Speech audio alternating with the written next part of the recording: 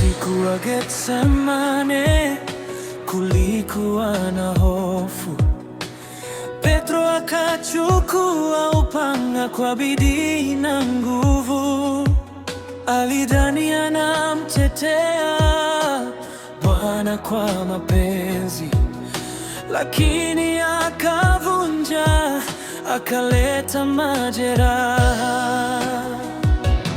Yesu akasema, acha, hapana tena. Mguso wake unaponya, mguso wa rehema. Alirudisha sikio, akaleta amani. Yesu anaponya,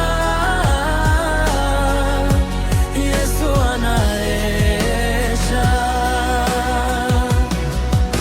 Bidii bila maombi huleta maangamizi.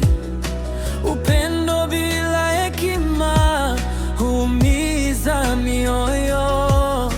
Yesu anatufundisha kuwa wapatanishi, si kwa hasira, bali kwa upendo wake.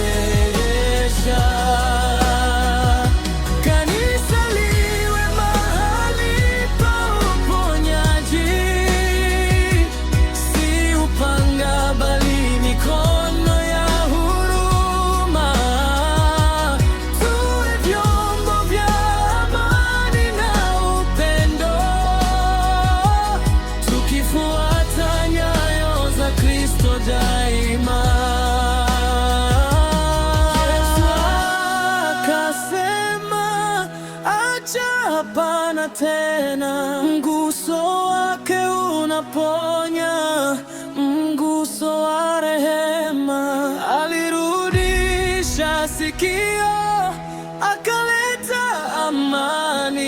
Yesu ana